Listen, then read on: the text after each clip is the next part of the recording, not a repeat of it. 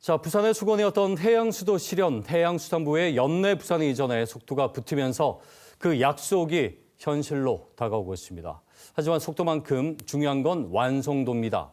제도 개편과 기능 강화가 뒷받침돼야만 해양수도 부산 시대가 제대로 열릴 수 있을 텐데요. 오늘 그 변화를 이끌고 있는 전재수 해양수산부 장관 저희 스튜디오에 모셨습니다. 예, 장관님 정말 오랜만입니다. 어서 오십시오. 네, 반갑습니다. 예. 안녕하십니까. 예, 늘 의원으로서 출연하시고 또 뭐 라디오로 늘 저희 KBS 부산을 찾아주셨는데 장관으로서 이렇게 뵈니까 저도 감회가 좀 새롭습니다. 저도 반갑습니다. 예. 오랜만에 우리 시민들께 인사 잠깐 해주시죠. 예. 예. 부산 시민 여러분 안녕하십니까. 해양수산부 장관 전재수입니다. 제가 해양수산부 장관으로 취임을 하고 난 뒤에 북거강로를 잘 준비하고 북거강로를 선도하기 위해서 해양수산부를 부산으로 이전하는 그 작업을 총괄을 하고 있습니다. 해양수산부가 연내 부산으로 잘 이전하고 제대로 정착을 해가지고 북거강로 시대를 선도해가지고 이곳 부산을 해양수도로 만들어서 대한민국의 새로운 성장 엔진을 하나 더 장착해가지고 지속 가능한 대한민국의 성장을 담보하겠다라는 그런 자세와 태도로 열과성을 다해서 일하도록 하겠습니다. 지켜봐 주시기를 바랍니다. 네, 고맙습니다. 1월 1일부터 해수부 시대. 자, 일정이 사실 너무 빠듯합니다. 정부 기관 하나를 옮긴다는 것이 어떻게 좀 진행돼 가고 있는지 가능한 건지부터 좀 설명해 그러니까 이게 주시죠. 단순한 정부 기관이 아니고 예. 중앙정부 하나를 통으로 옮기는 거 아닙니까? 그렇죠. 850명의 공직자들을 옮기는 것입니다. 그래서 만만한 일은 아닙니다. 예. 그럼에도 불구하고 저희가 동원할 수 있는 자원을 총동원해가지고 예. 동시다발적으로 신속하고 압축적으로 예. 진행을 하고 있습니다. 그렇기 때문에 12월 31일까지 해양수산부의 부산 이전은 차질 없이 완료가 될 겁니다. 예, 예. 지금 일단 원도심 쪽에 임시청사 그렇습니다. 두 곳에 나눠서 일단은 입주를 하게 되는데 본청사 위치라든지 계획은 좀 잡혀 있습니까? 예, 내부적으로 지금 검토를 하고 있고요. 예. 늦어도 11월 안에는 그러니까 이미 해양수산부 우리가 임시청사 우리가 이제 월세살이를 하게 되죠. 당분간은 임시청사에 입주하기 전에는 해양수산부의 본청사, 예. 신청사를 부산에 어디에 지을 것인지 이것에 대한 구체적인 로드맵을 부산 시민들께 설명을 드릴 겁니다. 다만 제 개인적인 생각인데 이번 기회에 해양수산부가 부산에 왜 오는지, 예. 북거강로 때문에 온다는데 북거강로가 무엇인지, 예, 그리고 예. 이것이 가져올 부산의 변화와 대한민국의 변화가 무엇인지 우리 부산 시민들의 참여, 예. 부산 시민들의 어떤 관심을 좀 고조시키기 예. 위해서 여러 가지 좀 아이디어들을 생각을 하고 있는데 가능하면 부산 시민들의 다양한 의견과 관심, 참여를 보장하는 형식으로 해수부의 신청사 부지를 정하려고 저희들이 좀 검토를 하고 있습니다. 그러면 뭐 내부 기준은 자체적으로 있겠습니다만 최대한 참여 형태로 그렇습니다. 함께 열린 공개로서 공개 장을 신청사 좀 부지를 만들어서. 정하고 예. 그리고 그 신청사의 대전제는 네. 가장 큰 전제는 집적화입니다. 해양수산부만 오는 게 아니잖아요. 다른 기관들. 해양수산부 예. 산하의 공공기관도 저희가 빠르면 한 10월 말, 늦어도 11월 안에는 해양수산부와 함께 부산으로 이전해야 되는 해수부 산하 공공기관이 어떤 공공기관인지 특정이 되고 정해질 겁니다. 그래요? 요것의 예, 구체적인 이제 로드맵도 공개가 될 것이고 그렇기 예. 때문에 해수부 신청사만 가는 것이 아니고 거기에 해수부 산하 공공기관, 그렇죠. 그다음에 HMM을 비롯한 민간 기업, 그리고 이번 정기국회를 통과하게 될 회사, 법원, 예. 그리고 동남투자공사까지 해가지고 좀 집적화시켜서 그래가지고 시너지 효과를 극대화시키는 기대하겠네요. 방향으로 예. 신청사 부지를 정할 예정입니다. 단순히 그냥 해수부 부지만 생각해선 될 일이 아니네요. 시너지 효과를 내야 됩니다. 그러니까요. 예.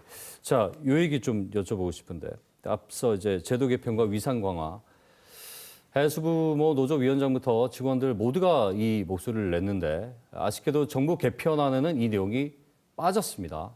그 이유가 좀 궁금하고 그리고 산자로부터 조성 해양 플랜트 업무라든지 또 차관 신설 이런 것도 꾸준히 얘기가 됐었는데 네, 하나도 지금 나오질 않아서 네, 지역사회에서는 이 반쪽 이전이 아니냐, 못만 가는 거 아니냐 이런 얘기도 나와요. 여기에 대한 말씀 좀 들어보죠. 그러니까 제가 이 자리를 빌어서 우리 부산 시민들께 확실하게 말씀을 드리고 싶은 것은 뭐냐면 절대 실망하지 마시라. 그리고 하나도 걱정하지 않으셔도 된다. 예. 이 말씀을 꼭 드리도록 하겠습니다. 왜 그러냐면 이번에 발표된 이재명 정부의 첫 번째 정부조직법 개정안은 예.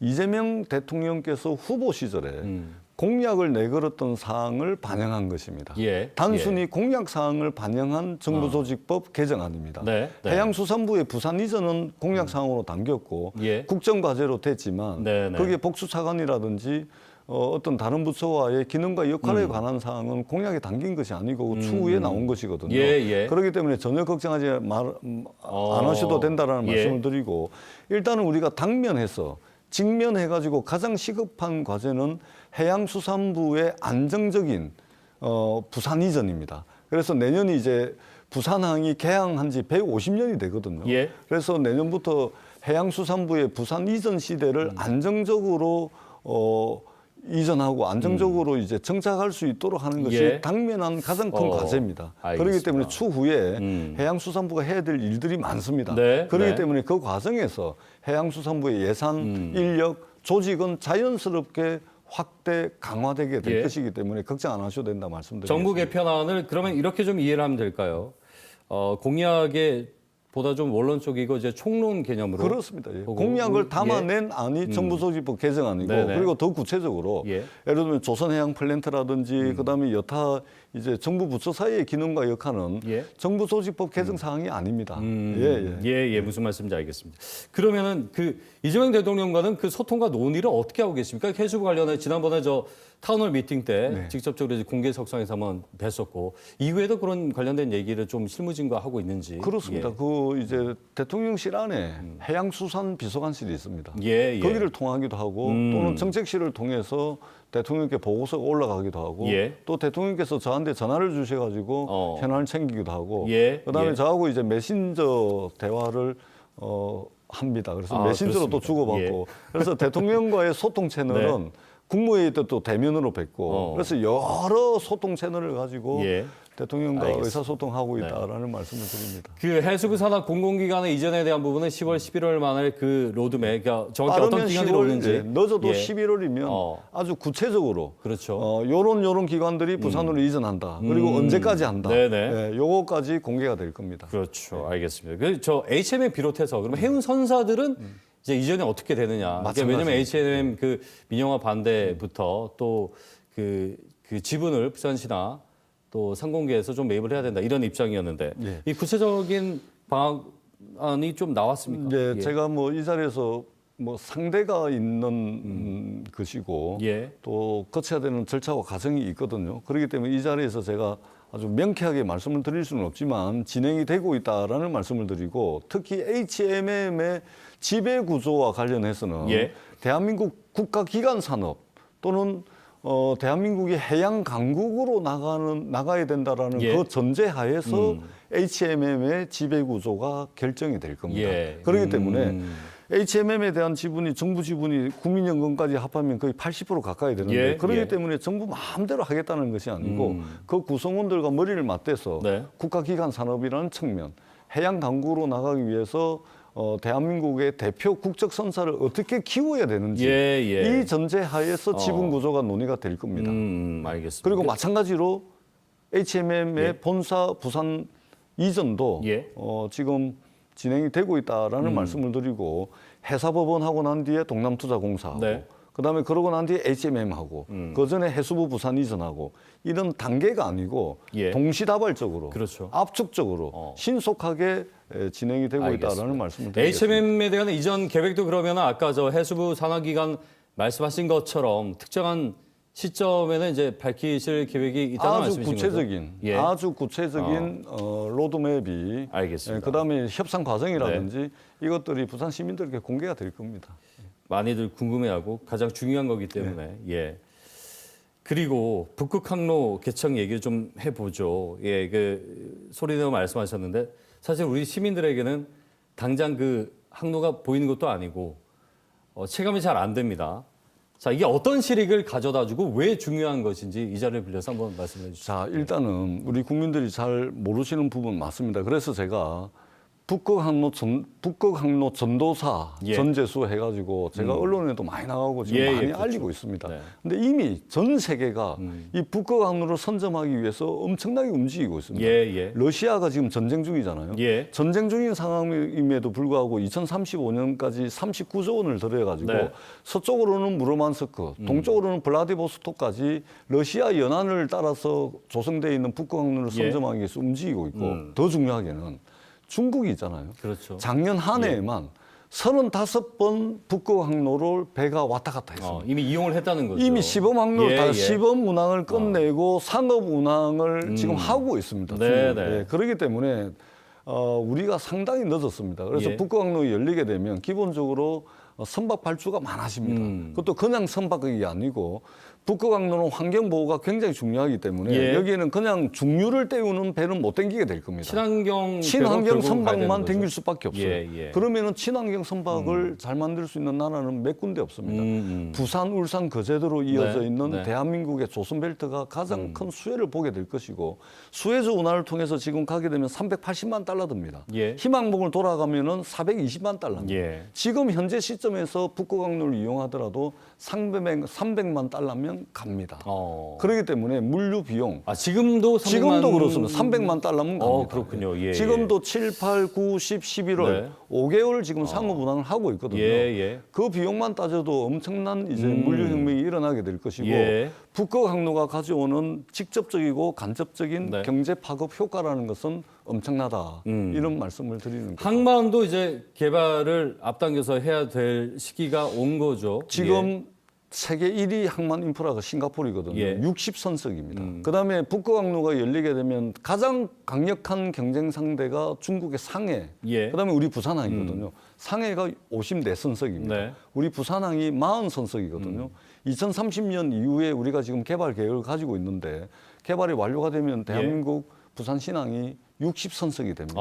지금 현재도 전 세계 268개 전기 컨테이너 운항 노선을 가지고 있고 네. 전 세계 280개 항만과 연결이 되어 있습니다. 지금 현재도 세계적인 항만 인프라 경쟁력을 가지고 있는데 여기 해수부 오고 HMM 오고 해사법원 오고 동남투자공사 오면 시너지 효과가 폭발할 것이다. 알겠습니다. 그것을 잘 준비하기 위한 마중물 역할, 든든한 뒷배 역할을 행정을 총괄하는 해양수산부의 부산 이전을 통해서 이뤄내겠다라는 구체적 프로그램을 가지고 있습니다. 지금의 항로에서 싱가포르 항의 역할을 북극항로 시대는 부산항이 할 수 있다는 말씀이신 거죠. 싱가포르는 조금 뒷전으로 밀려날 네. 것이고요. 중국의 상해와 위치상 부산항이 알겠습니다. 가장 강력한 경쟁 상대고 일본은 네. 상해와 부산항과 경쟁할 수 있는 항만 인프라를 가지고 있지 못합니다. 알겠습니다. 시장님 마지막으로 장관님 요 말씀 좀 여쭤봐야 될 텐데 그 부산시장 출마 얘기가 늘 거론이 됩니다.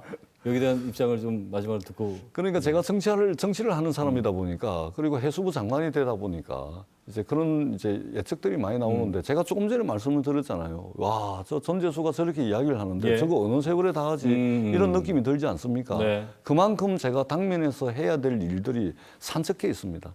저는 대단히 몰입적인 사람입니다. 여기에 집중해서 반드시 실적과 성과를 낼 것이고 부산의 100년 미래 먹거리 대한민국의 새로운 성장 전략의 인프라를 까는데 그냥 인프라가 아니고 탄탄한 인프라를 까는데 저의 역량을 다 쏟아부을 겁니다. 알겠습니다. 지금은 생각할 여력이 전혀 없다. 알겠습니다. 이 말씀을 드리겠습니다. 자, 성공적인 해수부 부산 시대를 기대를 해보겠습니다. 오늘 말씀 잘 들었습니다. 고맙습니다. 고맙습니다. 네, 해양수산부 전재수 장관과 함께 얘기 나눠봤습니다.